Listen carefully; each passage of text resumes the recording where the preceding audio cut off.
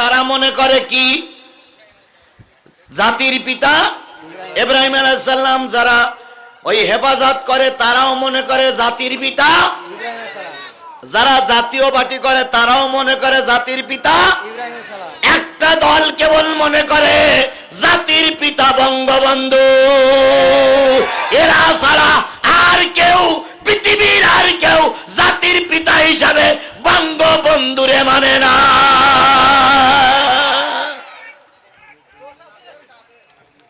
সে দোষ ত্রুটি পরে দেখবো, আল্লাহ দেখবে। আর ওরা এখন আমাদেরকে 15.5 বছর কি কায়দায় নাচাইছে আল্লাহই ভালো জানে।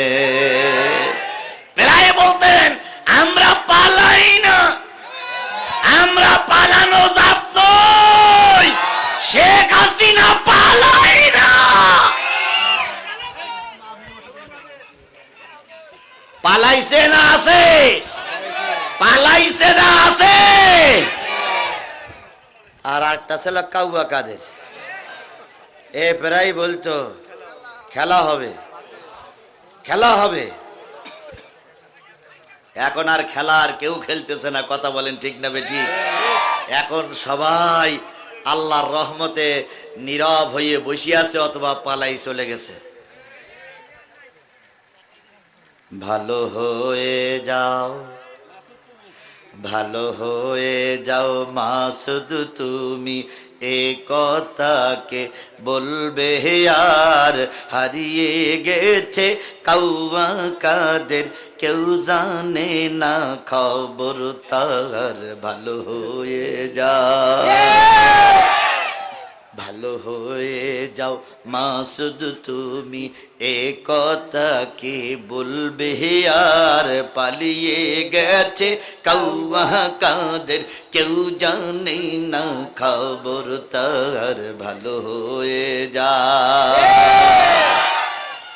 ফকরুল সাহেব আপনার বাসায় কাউয়া কাদের গেছেননি, ঠাকুর গায়ের বাসায় তার থাকতে আপনি দেশেননি।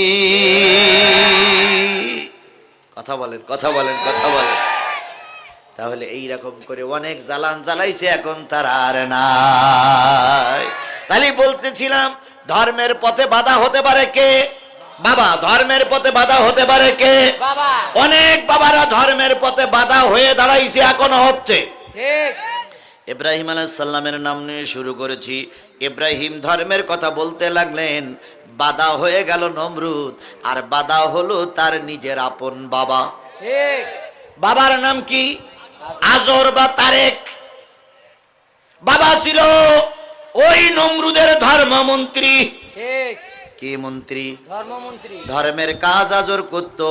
এবার নমরুদ ডেকে বলল, ও তারেক বা আজর, তুমি যদি আমার সমাজে মন্ত্রিত্ব নিয়ে বেঁচে থাকতে চাও, তোমার ছেলেরে সামলাও। বাপ চলে গেল ছেলের কাছে। ভালো করে বোঝেন, কয়টা বাধা বলবো? 8টা। তার ভিতরে প্রথম বাধা কি? বাবা। বলতেছি এক এক করে। এইবার বাবা চলে গেল ইব্রাহিমের কাছে। ইব্রাহিমের কাছে দিয়ে বলতেছে, আমি ধর্মের, আমি এই রাষ্ট্রের একজন মন্ত্রী, তুমি যদি এভাবে কাজ করো আমার মন্ত্রিত্বই থাকে না। ঠিক। ইব্রাহিম আলাইহিস সালাম বললেন, বাবা আপনি কি বলতে চান? কয় ধর্মের কথা বলা বন্ধ করে দাও। ইব্রাহিম আলাইহিস সালাম বললেন, বাবা আমি এক ইন্নী ওয়াজ্জাহতু ওয়াজহিয়া লিল্লাযী ফাতারাস সামাওয়াতি ওয়াল আরদ হানিফা ওয়া মা আনা মিনাল মুশরিকিন। আমি মুশরিকদের অন্তর্ভুক্ত নই, আমি এক আল্লাহর দিকে মতওয়াজ্জা করেছি, সেই আল্লাহর পথে থাকব, অন্য কাউকে মানি না। ইব্রাহিম তুমি যদি আমার কথা না মানো, তুমিও মারা যাবা আর আমার চাকরিও যাবে। ইব্রাহিম আলাইহিস সালাম বলেন, আপনার চাকরি থাকলো কি গেল ওটা আমার দেখার দরকার নাই, আল্লাহর পথ থেকে এক ইঞ্চি দূরে সরে যাব না।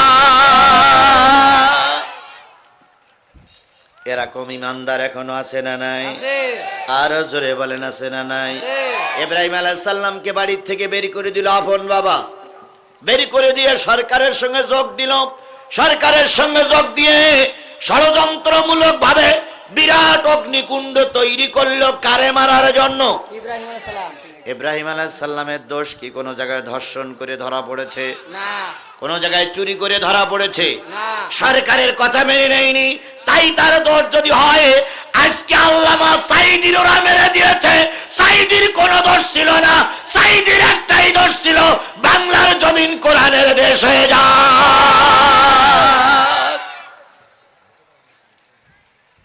নমরুদ বানাইলো কি? অগ্নিকুণ্ড। সে অগ্নিকুণ্ডের নাম শুনলে আয়না ঘরের চাইতে কঠিন জায়গা। চারিপাশ দিয়ে বিরাট দেওয়াল তৈরি করলো, দেওয়ালের ভিতরে কোনো দরজা নাই, জানলা নাই, কিচ্ছু নাই, চারিপাশ থেকে উঁচু দেওয়াল তৈরি করলো। বছরের পর বছর, মাসের পর মাস সেখানে কাঠ সংগ্রহ করলো, কাঠগুলো সাজালো, এরপরে ঘি ঢাললো, আগুন জ্বালানো।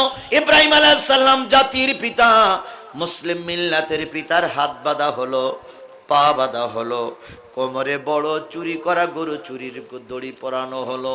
হযরত ইব্রাহিম আলাইহিস সালামের পরনের কাপড়টাও খুলে নিল, তাও নিয়েছে নিজের বাবা। চিন্তা করতে পারেন?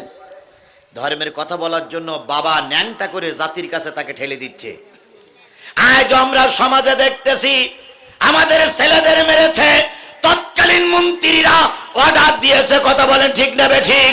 তৎকালীন পুলিশরা আমাদের ছেলেদেরকে মেরে এখনো মারা যায় নাই, তাই বুকির পরে দাঁড়িয়ে দাঁড়িয়ে নাচানাচি করেছে। মানুষ কত নিষ্ঠুর হতে পারে! আজকে সাবেক প্রধানমন্ত্রীর কথা বললে তোমাদের কলিজায় আগুন ধরে।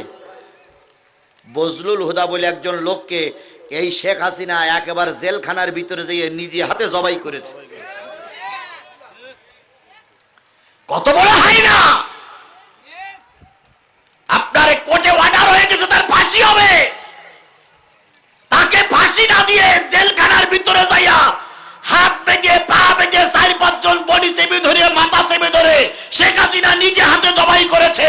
এর চাইতে কত নিকৃষ্ট হতে পারে আর মানুষ?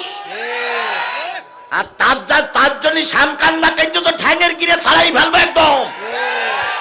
ফাজলামি করার জায়গা আছে, আর ফাজলামি করতে দেওয়া হবে না। অনেক ফাজলামি করেছো, আমাদের বক্তৃতা মঞ্চে কথা বলতে দাওনি, আমাদের মাহফিলগুলো তোমরাই বন্ধ করে দিয়েছো, আমাদের আলেমদেরকে তোমরাই মামলা দিয়ে জেলে ঢোকাইয়াছো। এবার যদি মাথা উঁচু করো, কাল্লা আলাদা করে ফেলবে একদম।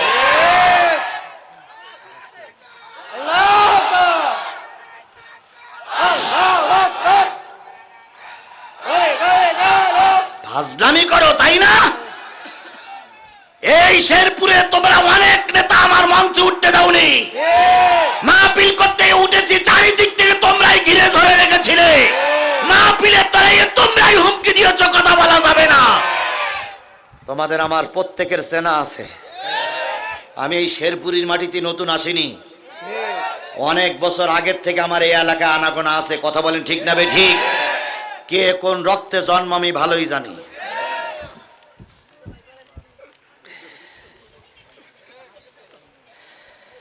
সুতরাং যে যাই করো ক্ষমা আছে, আওয়ামী লীগের দালালি করলে ক্ষমা নয়। 15টা বছর তোমরা আমাদের ভোট কেন্দ্রে যেতে দাওনি। আল্লামা সাঈদীর মতন লোকরে তোমরাই মিথ্যা মামলা দিয়ে মেরে দিয়েছ। কথাগুলো আমি যদিও বলতে চাই না, কিন্তু বলতেই হবে। আপনারা বললু বলবো, না বললু বলবো। যখন চারিপাশে পুলিশ আমার ধরে ফেলেছিল তখন আমি বন্ধ করিনি, আর এখন তো সব আমার লোক। এখানে যারা আছে সব ডাইন ব্লকের লোক না, তাহলে সবাই তো আসছে কোরআনের পক্ষের লোক, কথা বলেন ঠিক না বেঠিক? জাতির পিতা ইব্রাহিমের হাত বাঁধা হলো, পা বাঁধা হলো, কোমরে দড়ি পরানো হলো, পরনের কাপড়টাও খুলে ফেলা হলো। ইব্রাহিম আলাইহিস সালাম লজ্জা শরমে 2 হাঁটুর মাঝখানে মাথাটা রেখে ডুকরে ডুকরে কাঁদে আর বলে, মালিক, বাইরের মানুষ আমার শত্রুতা করেছে, দুঃখ লাগেনি, কিন্তু দুঃখ লেগেছে তখন যখন আমার বাবা আমার শত্রু হয়ে গেছে। এরপরে ইব্রাহিম আলাইহিস সালামের জন্য অগ্নিকুণ্ড তৈরি হলো। বছরের পর বছরে, মাসের পর মাস কাঠ খড় কুটো এনে আগুন জ্বালানো হলো। আগুন যখন দাউ দাউ করে জ্বলতেছে, ইতিহাসে আসছে, কোরআনের তাফসিরে আসছে, নিচের থেকে 3 মাইল পর্যন্ত উপর দিয়ে কোনো পাখি বা কোনো পক্ষী উড়ে যেতে পারে না, এত আগুনের দাহ লীলা শিকার চলতেছে। সেই আগুনে ইব্রাহিমকে ফেলানো হবে। ইব্রাহিমের একটাই দোষ, ওয়ামা নাকামু মিনহুম ইল্লা আইয়ুমিনু বিল্লাহিল আজিজিল হামিদ। ইব্রাহিম আলাইহিস সালামকে কিভাবে ফেলানো হবে অত দূর তো যাওয়া যাবে না। এবার একটা চড়ক আনা হলো। চড়ক আনার পর চড়কে ইব্রাহিমের দড়িটা বাঁধা হলো। বেঁধে চড়ক ঘুরে যখন ছাড়বে, যতবার চড়ক গুরুই ছেড়ে দেয় ততবার চড়কের দড়ি ছিঁড়ে যায়। কারণ যার পক্ষে আল্লাহ আছে, পৃথিবীর তার আর কারোর সাহায্যের দরকার নাই। ওরা বাংলাদেশ জামাত ইসলামী আর বিএনপির নামে মামলা দিয়ে অট্টহাসিতে মত্তহারা হয়েছিল। ময়দানে আর কেউ দাঁড়াতে পারবে না, ময়দানে আর কেউ নেই। এখন তাকিয়ে দেখো, বিএনপি আর জামাতাওয়ালারা গোটা বাংলাদেশ দখল করে রেখেছে। তোমার আওয়ামী লীগের কোন পোষ্য পুত্র ময়দানে নাই। কি কায়দায় বলেছিল আজকে 3 লক্ষ লোক এক জায়গায় করবো, একটাও এক জায়গায় হইতে পারেনি। যেটা এক জায়গায় হয়েছে তা ঠ্যাঙের গিরে ছাড়াই ফেলেছে।